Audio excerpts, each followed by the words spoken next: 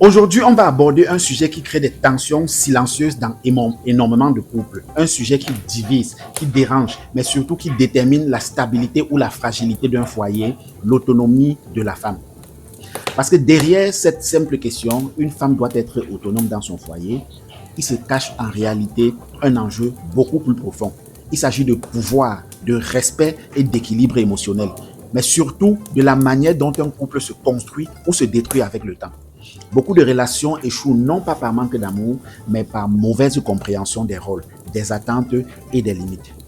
Et aujourd'hui, on va mettre de la clarté là où il y a de la confusion. Prenez vraiment le temps d'écouter jusqu'à la fin parce que ce que je vais vous dire peut littéralement transformer votre manière de voir votre couple. Entrons dans le vif du sujet. Quand on parle d'autonomie de la femme dans le foyer, il faut déjà casser une première illusion. L'autonomie ne veut pas dire indépendance froide ni rejet de l'homme. Ce n'est pas non plus une posture de confrontation ou de domination.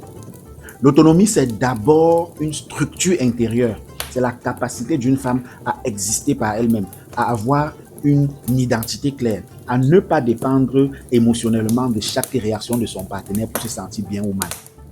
Une femme autonome, ce n'est pas une femme qui fait tout seul. C'est une femme qui pourrait le faire si elle le devait. Et cette nuance est capitale. Parce que dans beaucoup de foyers, ce qui est appelé amour est en réalité une dépendance déguisée. Une femme qui ne peut pas prendre des décisions sans demander validation. Une femme qui a peur de dépleur au point de s'oublier complètement. Une femme qui se définit uniquement à travers le regard de son homme. Sur le court terme, ça peut donner l'impression d'une relation fusionnelle. Oui, mais sur le long terme, ça crée un déséquilibre profond. L'homme se retrouve avec trop de poids, trop de responsabilités émotionnelles et parfois même une perte de respect inconsciente s'installe. Pourquoi? Parce que l'être humain respecte naturellement ce qui est stable, ce qui est structuré, ce qui tient debout tout seul. Maintenant, allons de l'autre côté. Aujourd'hui, on voit aussi émerger un autre extrême. Des femmes qui revendiquent une indépendance totale, qui ne veulent dépendre de personne, qui refusent toute forme de complémentarité au nom de leur liberté. Et là encore, il y a un sérieux piège. Parce qu'un couple, ce n'est pas deux individus qui vivent côte à côte sans se connecter. Ce n'est pas une colocation améliorée. C'est un foyer. Et un foyer, c'est un système. Et dans un système, il y a des interactions, des agissements, des interdépendances. Refuser toute interdépendance, c'est refuser la profondeur du lien. Donc, on a deux dérives. La dépendance émotionnelle qui étouffe la relation et l'indépendance rigide qui empêche la connexion. Alors, où se trouve le juste milieu? C'est ça la question. Le vrai équilibre repose sur un principe simple, mais extrêmement puissant. L'indépendance consciente. Une femme doit être autonome dans sa construction personnelle. Elle doit savoir qui elle est, ce qu'elle veut, ce qu'elle apporte. Elle doit pouvoir gérer certaines dimensions de sa vie sans être constamment dans le besoin.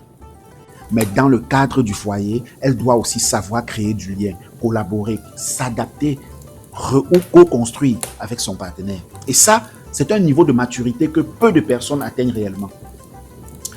Parce que ça demande de sortir de l'ego.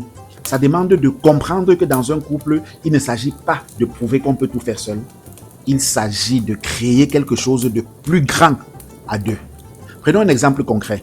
Une femme autonome financièrement, émotionnellement et mentalement qui entre dans une relation, en principe ne devient pas faible parce qu'elle choisit de collaborer avec son homme. Non, au contraire, elle choisit d'investir son autonomie dans une construction commune. Et c'est là que la dynamique devient puissante. Parce qu'elle n'est pas dans le besoin, elle est dans le choix. Et quand une femme choisit, au lieu de subir, toute la relation change de dimension. Maintenant, parlons du respect. Le respect dans un couple ne se décrète pas. Il se construit à travers des comportements, des postures, des limites. Une femme qui n'a aucune autonomie finit souvent par tolérer l'inacceptable. Elle reste dans des situations qui ne la respectent pas parce qu'elle a peur de perdre, peur d'être seule, peur de ne pas retrouver, de ne pas être retrouvée. Et cette peur devient invisible ou bien visible. Ce qui est invisible finit par influencer la manière d'être traité ou visible.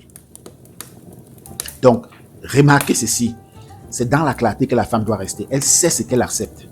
Elle sait ce qu'elle refuse. Et cette clarté qu'elle doit avoir reste un calme et non négociable. Mais attention, l'autonomie ne doit jamais devenir une arme. Une femme qui utilise son autonomie pour écraser, contrôler ou rivaliser avec son partenaire crée une tension permanente dans son foyer. Parce qu'un couple n'est pas un rapport de force. C'est un espace de coopération.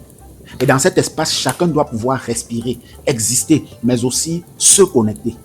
Donc, la vraie réponse à cette question est nuancée, mais elle est aussi très claire. Je dis bien très clair. Oui, une femme doit être autonome. Parce que sans autonomie, il n'y a ni respect, ni stabilité intérieure, ni équilibre émotionnel.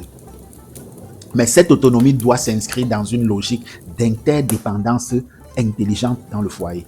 Pas une interdépendance subie, pas une dépendance déguisée. Mais je dis bien une interdépendance choisie, construite et équilibrée. Une dynamique où chacun apporte, chacun reçoit, chacun s'ajuste sans se perdre.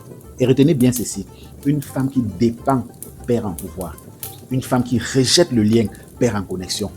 Mais une femme autonome qui sait créer une vraie interdépendance devient irremplaçable dans son foyer. Je dis bien irremplaçable. Et c'est exactement ce niveau d'équilibre qui fait la différence entre une relation qui dure et une relation qui s'effondre avec le temps. Retiens une chose et répète cela chaque jour en toi. L'amour ne te détruit pas. Ce qui est en train de te détruire n'est pas de l'amour.